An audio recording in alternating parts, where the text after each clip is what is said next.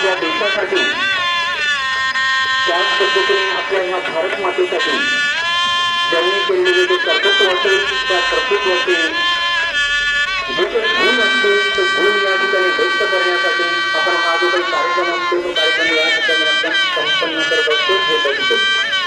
अशाच पद्धतीने आज ज्यांनी आपल्या ह्या देशासाठी जे काही युवक असतील ते युवक तशा पद्धतीने एकवटले पाहिजेत आणि एकवटल्यानंतर या देशाची तरुणाची जी काही फळी असेल ती फळी देश स्वातंत्र्यासाठी जशी जागृत होईल हा एक उद्देश ठेवून लढणारे आपले लोकमान्य टिळक आणि त्याच पद्धतीने शासनाला आपल्या देखणीतून जाग आणून देण्याचं जे काही काम असेल ते काम करणारे आपल्या अण्णाभाऊ पाटील विभागणी प्रबोधनशाला या विद्यार्थ्यांना मी या ठिकाणी आमंत्रित करतो की त्याने आपलं जो काही मनावर असेल तर मनावर या ठिकाणी व्यक्त करावं.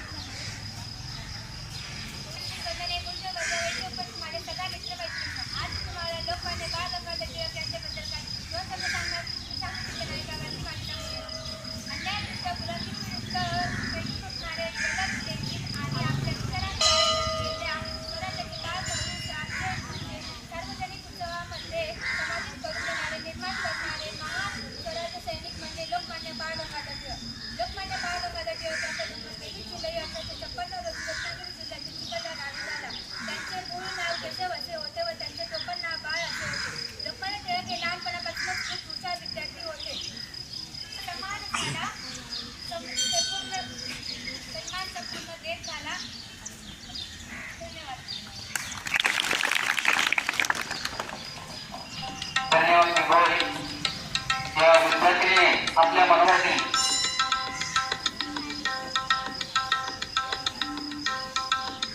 अर्पिता अविनाश गंगावाले या विद्यार्थ्याला या ठिकाणी आमंत्रित करतो. नववीचा विद्यार्थी तन्वी नरेंद्र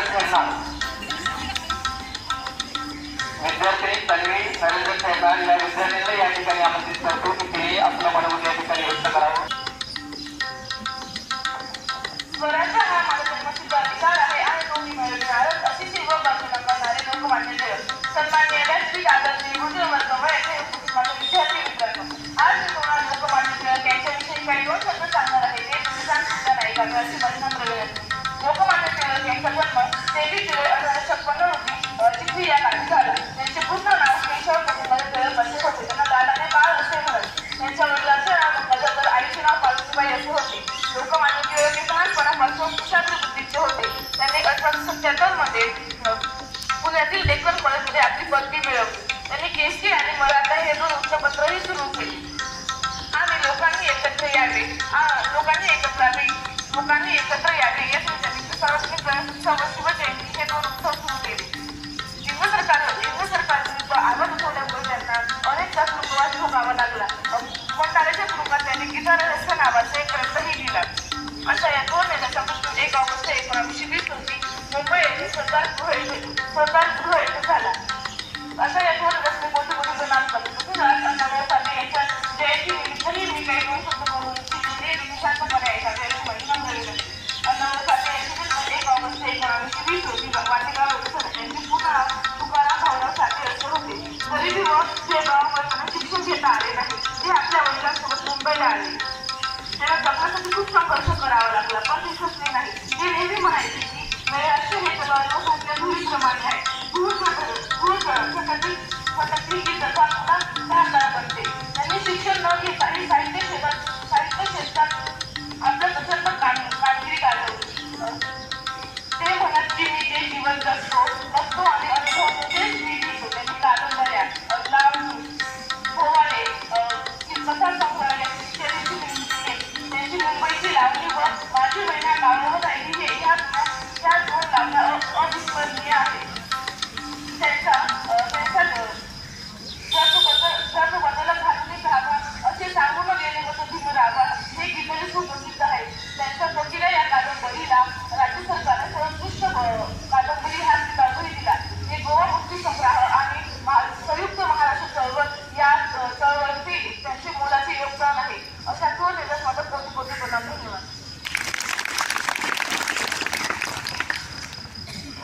धन्यवाद ताई. पहिली आमचं माध्यम आहे अशा या थोर नेत्याला वंदन करते आणि माझे 2 शब्द संपवते. धन्यवाद. धन्यवाद मंदिरी. नंदिनीने लोकशाही अण्णाभाऊ साठे यांचे जीवनचरित्र आणि त्याच पद्धतीने अण्णाभाऊंना परिस्थितीनुसार शाळेत जाता आलं नाही तरीही ते न खचता आपले जे काही साहित्य असेल त्या साहित्यातून पोवाडे किंवा इतर जे काही ग्रंथ असतील त्या ग्रंथातून समाजाला जागृत करण्याचं जे काही कार्य असेल ते कार्य अण्णाभाऊ साठेंनी केलं. त्याच्या संदर्भात तिने आपले जे काही विचार असतील ते विचार छान असे या ठिकाणी मांडण्याचा प्रयत्न केला. पुनश्च एकदा तिथं शाळेवरून हार्दिक अभिनंदन करूया. अशाच पद्धतीने आज लोकमान्य बाळ गंगाधर टिळक त्यांच्या पुण्यतिथी आणि अण्णाभाऊ साठे यांच्या जयंती त्याच्या संदर्भात अनेक विद्यार्थ्यांनी आपलं जे काही मनोगत असेल ते मनोगत या ठिकाणी मांडण्याचा प्रयत्न केला. पुनश्च सर्व विद्यार्थ्यांचं मी कौतुक करतो. अभिनंदनाची आजच्या कार्यक्रमासाठी उपस्थित माझे सर्व मार्गदर्शक बंधूंनी आणि मित्रांनो, आज भारतातील संस्कृत शास्त्रज्ञ लोकमान्य टिळक यांची पुण्यतिथी आणि फक्त 1.5 दिवस शाळेत गेलेले अण्णाभाऊ साठे लोकशाहीर अण्णाभाऊ साठे यांची जयंती आपण मोठ्या उत्साहात साजरा करत आहोत. मी अण्णाभाऊ साठेंविषयी आणि लोकमान्य टिळकांविषयी 2 शब्दातच या ठिकाणी माझं मत मांडतो येतो. तोपर्यंत तुम्ही शांत स्वातंत्र्य मिळालेलं भारताचे राष्ट्रवादी जहालमतवादी शिक्षक समाजसुधारक वकील भारतीय स्वातंत्र्य सैनिक आणि भारतातील स्वातंत्र्य चळवळीतील सर्वात लोकप्रिय सैनिक म्हणून त्यांना ओळखलं जातं ते म्हणजे बाळ गंगाधर टिळक किंवा लोकमान्य टिळक.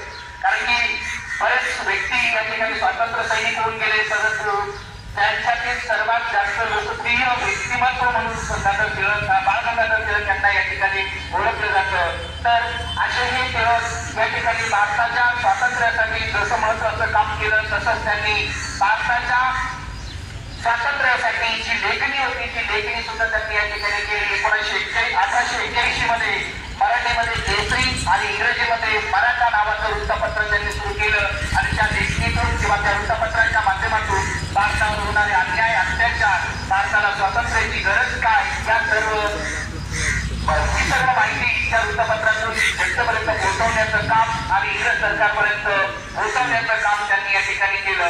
त्याचबरोबर शिवजयंती आणि गणेशोत्सव यासारखे मोठे उत्सव या ठिकाणी सुरू करण्याचं काम बाळ गंगाधर टिळक यांनी केलं. कारण की आजही आपण ते उत्सव साजरे करतो.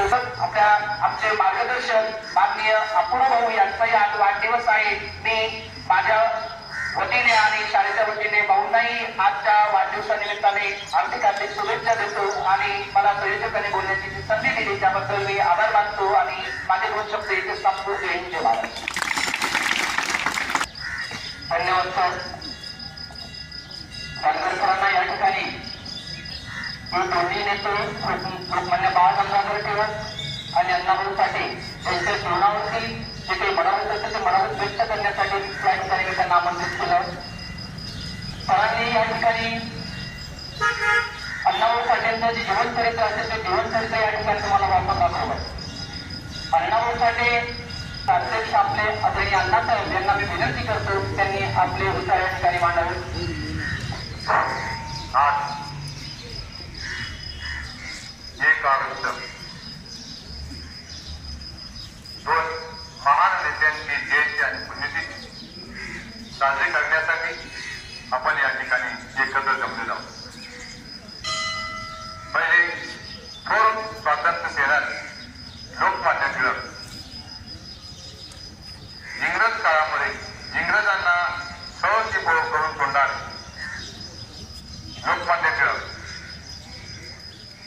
सरकारचे डोके ठिकाणावर आहे का असा जळजळीत लेख लिहिणारे लोकमान्य टिळक आज या लोकमान्य टिळकांचं जे कार्य आपण पाहिलं या स्वातंत्र्य संग्रामामध्ये या इंग्रजांना या भारतातून हुसकवण्यामागे एक मोठं योगदान आहे. जर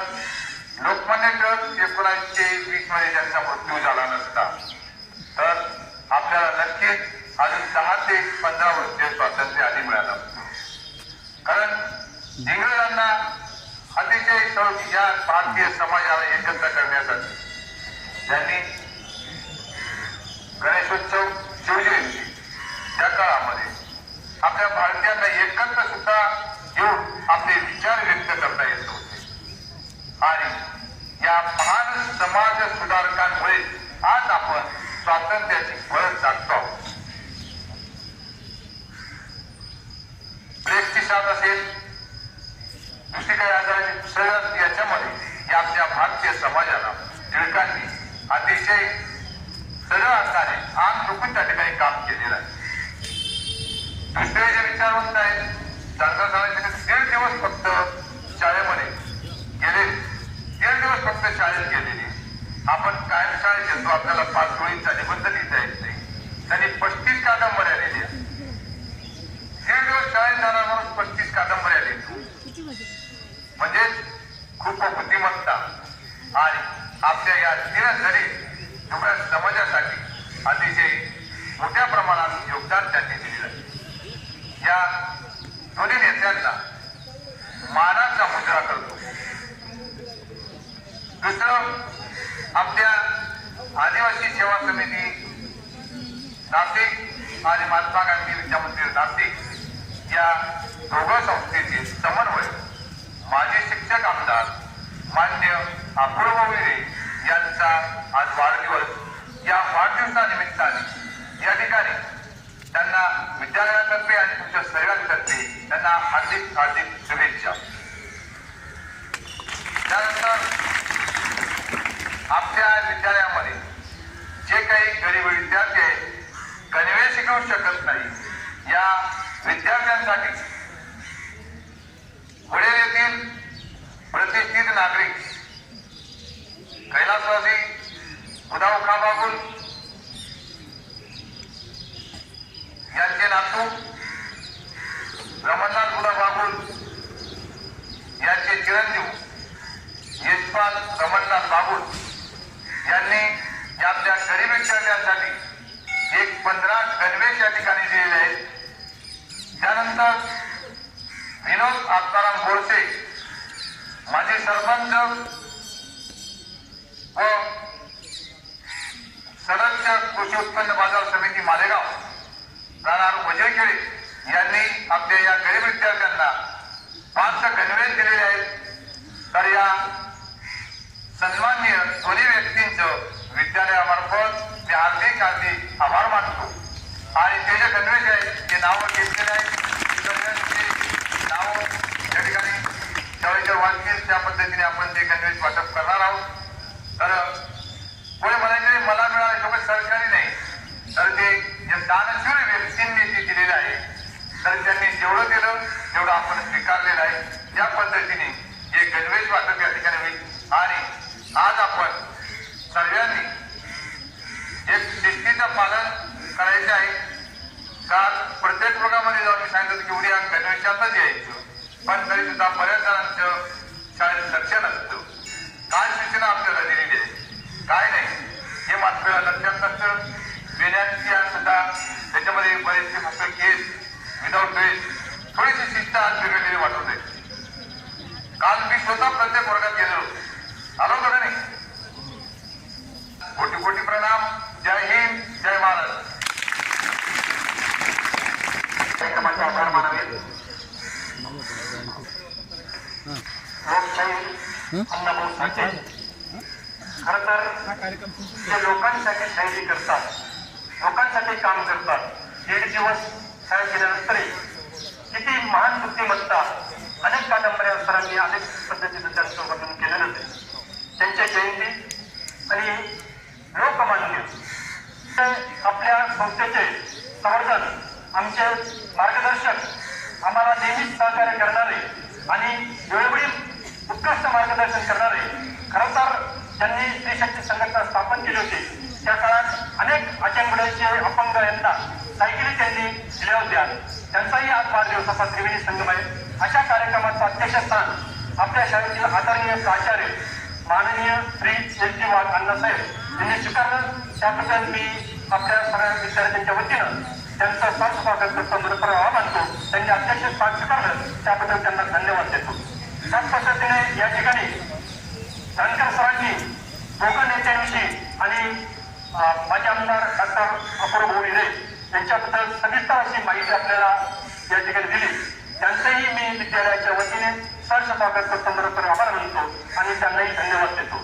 त्याच पद्धतीने या ठिकाणी उत्कृष्ट असं सूत्रसंचालन ज्यांनी केलं ते आपले सांस्कृतिक प्रमुख शवाळे सर यांनी अतिशय उत्कृष्ट अशी मांडणी आणि विद्यार्थ्यांना प्रोत्साहित केलं. त्यांचंही मी शाळेच्या वतीने आपल्या सर्वांच्या वतीने सहर्ष स्वागत करतो, बरोबर आभार मानतो.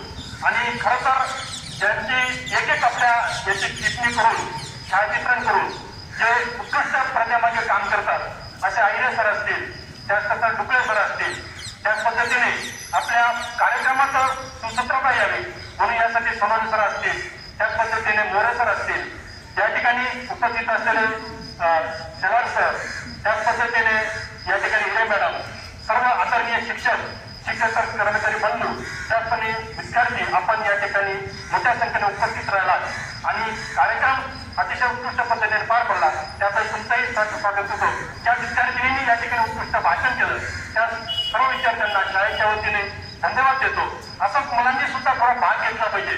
जोपर्यंत आपण 1.5 दिवसात जर एवढी मोठी क्रांती करू शकतात तर आपण अनेक वेळा अनेक भाषणं ऐकलेली असतील, शिक्षक आपल्याला मार्गदर्शन करत असतात, तर आपण खूप व्हावं आणि या ठिकाणी आपण